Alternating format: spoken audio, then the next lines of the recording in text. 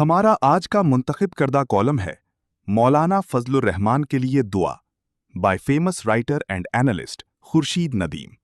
मौलाना फजलुर रहमान की जुर्रत रिंदाना हैरान कुन है, सच पूछिए तो परेशान कुन भी।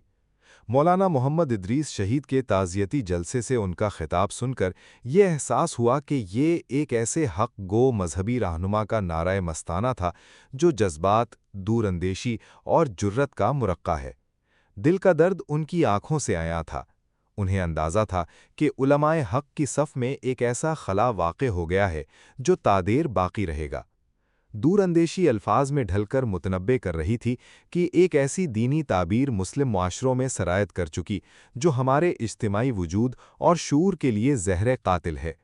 ये ताबीर मुस्लिम उलमा और अवाम की तकफ़ीर करती और उनको मबाहुद दम करार देती है। जुर्रत इस लहजे से नुमाया थी जो बातिल को ललकारने का हौसला रखता है। इक़्तिदार की सियासत के साथ मौलाना ने मजहब के समाजी किरदार को भी अपना हदफ बनाया है। इस वक्त उनका यही किरदार मेरे पेशे नज़र है। उन्हें एक तरफ अपने मसलक का दिफा करना है और दूसरी तरफ मजहबी तनव्वो और मजहब को दरपेश चैलेंजों का भी लिहाज रखना है। इन पर मुस्तज़ाद आलमी सियासत की उलझनें हैं। हमारी मजहबी क़यादत में शायद ही कोई हो जो उनकी तरह इस सियासत को समझता और तारीख़ का शऊर रखता हो। इन पहलुओं का इदराक रखते हुए मुआशरे में मजहब की नुमाइंदगी करना आसान नहीं। हम गवाह हैं कि मौलाना ने पाकिस्तान को बारहा इंतिशार से बचाया, बिलखुसूस जब फ़िरका वारियत का अफरीत हमारे वजूद से लिपट गया या तशद्दुद और इंतहा पसंदी ने मुआशरे को फसाद से भर दिया। ये वाक़यात ज़्यादा पुराने नहीं, मैंने और मेरे बाद आने वाली नस्ल ने इनको बचश्मे सर देखा है। ये वाक़यात हम पर बीते हैं। 1980 की दहाई में बतौर ख़ास और उसके बाद भी शिया सुन्नी तनाज़ा हमारे समाजी अमन के लिए सबसे बड़ा मसला बन गया। कोई मस्जिद महफूज न रही, न कोई इमाम बारगाह। जज्बात थे कि काबू में ना आते थे, उलमा कत्ल हो रहे थे और अवाम भी। इस फ़ज़ा में जब एक दिया सिलाई दिखाने से कराची से खैबर तक आग भड़क सकती थी, झंग में जमीयत उलमाए इस्लाम से वाबस्ता 5 उलमा को शहीद कर दिया गया। ये मामूली वाक़या नहीं था, बिलखुसूस जमीयत के लिए। अंदाज़ा किया जा सकता है कि उस वक्त जमीयत के कारकुनों के जज्बात क्या होंगे। ऐलान हुआ कि नमाज जुमा के बाद राजा बाजार रावलपिंडी में एहतजाजी जलसा होगा जिससे मौलाना फजलुर रहमान खिताब करेंगे। मैंने जुमा की नमाज दारुल उलूम तालीमुल कुरान में पढ़ी, जो शहर में देवबंदी मसलक का सबसे मोहतबर इदारा और राजा बाजार में वाक़ है। ये शेखुल कुरान मौलाना गुलामुल्लाह खान की यादगार है। मस्जिद में अंदाज़ा हो गया कि इस एहतजाज की नौइयत क्या हो सकती है।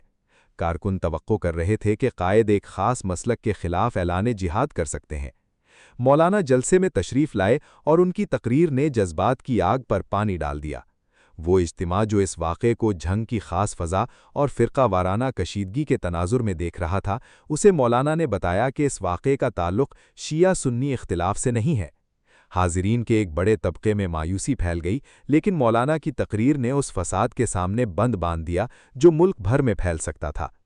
उन्होंने गमो गुस्से का रुख बदल दिया और अपने हम मसलकों को पैगाम दिया कि ये शियों और सुन्नियों को लड़ाने की कोई साजिश हो सकती है। मैं उन दिनों एक नौजवान तालिब इल्म था और ये सब अपनी आंखों से देख रहा था। आज जब बाल सफ़ेद हो रहे हैं, मैं अंदाज़ा कर सकता हूँ कि मौलाना की फ़रासत ने पाकिस्तान को फ़िरका वारियत की कोख से जन्म लेने वाले फ़साद से कैसे महफूज रखा, जिसके मुसल्ला अलमबरदार मुल्क भर में फैले हुए थे। लाहौर का वाक़या भी सबको याद होगा, जब दाता दरबार में बम धमाका हुआ और बहुत सी कीमती जानें उसकी नज़र हो गईं। कुछ शरपसंदों ने इसे देवबंदी बरेलवी झगड़े में बदलना चाहा। मौलाना उस वक्त भी सामने आए और ये ऐलान किया कि सैयद अली हजवेरी रहमतुल्लाह अलैह हमारे बुजुर्गों में से हैं। ये कैसे हो सकता है कि कोई देवबंदी उनके मज़ार को हदफ बनाए? फिर हाल ही में हमने देखा कि वो सैयद अली ख़ामेनेई की शहादत पर ताज़ियत के लिए ईरानी सिफारत खाने गए। फ़िरका वाराना और मजहबी तासुबात के इस गलबे में ये कोई आसान काम ना था। मौलाना को मालूम था कि उन्हें अपनों की तनकीद का भी हदफ बनना पड़ेगा। इसके बावसफ़ उन्होंने वही किया जो मुसलमानों और पाकिस्तान के मफाद में था। सबसे बड़ा मुआरका उन्होंने जिहाद के नाम पर उठने वाली तहरीकों के खिलाफ लड़ा। ये तहरीकें मसलके देवबंद को अपना यरगमाल बना लेतीं अगर मौलाना आगे बढ़कर उनका रास्ता न रोकते। बर्रे सग़ीर में उलमाए देवबंद ने अंग्रेज़ी इस्तेमार के खिलाफ जिहाद किया है। ये तलवार के साथ था और कलम से भी।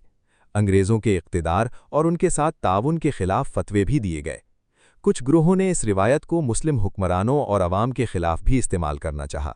جب افغانستان میں سوویت یونین نے حملہ کیا یا طالبان نے مسلح اقدام کیا، اس دوران میں کچھ لوگوں نے غیر ملکی استعمار اور مسلم اقتدار کے ساتھ پاکستان اور افغانستان کے حالات کے فرق کو بھی نظر انداز کیا اور پاکستان میں مسلح جنگ کو جائز کہا۔ چونکہ یہ اپنا تعلق دیوبند کی روایت سے جوڑتے تھے، اس لیے اس کے سب سے زیادہ اثرات بھی اس مسلک کے وابستگان پر مرتب ہوئے۔ مولانا کو معاملے کی سنگینی کا اندازہ ہو گیا اور انہوں نے اس کے خلاف میدان میں نکلنے کا فیصلہ کیا۔ یہ آسان کام نہیں تھا، اس میں جان کا خطرہ تھا۔ مولانا نے یہ خطرہ مول لیا۔ ان پر کم از کم 3 قاتلانہ حملے ہوئے۔ اگر ان کی گاڑی بلٹ پروف نہ ہوتی تو جان کا بچنا مشکل تھا۔ ان کے بیٹے پر بھی حملہ ہوا۔ وہ جس خطے میں رہتے ہیں وہاں اس انتہا پسندانہ تعبیر دین کو ماننے والوں کا غلبہ ہے، مولانا جن کو للکار رہے ہیں۔ مولانا محمد ادریس کی شہادت پر مولانا کی تقریر جس جرت مندی سے عبارت ہے، کوئی مصلحت پسند دنیا دار اس کا متحمل نہیں ہو سکتا۔ اسی وجہ سے ان کی بہادری کی تحسین کے ساتھ مجھے اس تقریر سے پریشانی بھی ہوئی۔ میں مولانا محمد ادریس کے حوالے سے یہ بات پہلے بھی لکھ چکا کہ ایسے علماء کی حفاظت ریاست کی ذمہ داری ہے جو انتہا پسندانہ مذہبی تعبیرات کے خلاف آواز بلند کر رہے ہیں۔ اس کے ساتھ ان لوگوں کے لیے بھی ہدایت کی دعا ہے جو انسانی جان کی حرمت سے واقف نہیں اور یہ نہیں جانتے کہ قتل کے مجرم کے لیے اللہ تعالیٰ نے کیسی سخت وعید سنائی ہے۔ ہم جب کسی فرد کے بارے میں رائے قائم کرتے ہیں تو ہمیں اس کی مجموعی شخصیت کو پیش نظر رکھنا چاہیے۔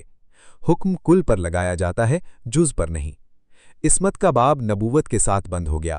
مولانا فضل الرحمان سمیت سب شخصیات کا معاملہ یہی ہے۔ مولانا نے سماج میں فرقہ واریت اور مذہبی انتہا پسندی کے خلاف جو کردار فی الجملہ ادا کیا ہے، اس پر وہ تحسین کے مستحق ہیں۔ اللہ تعالیٰ سے دعا ہے کہ وہ مولانا سمیت ہر اس شخص کی حفاظت فرمائے جو معاشرے میں امن کے لیے کام کرتا اور انسانوں کو فساد سے بچانا چاہتا ہے۔ Thank you for watching. If you like the video, do like, share, and subscribe.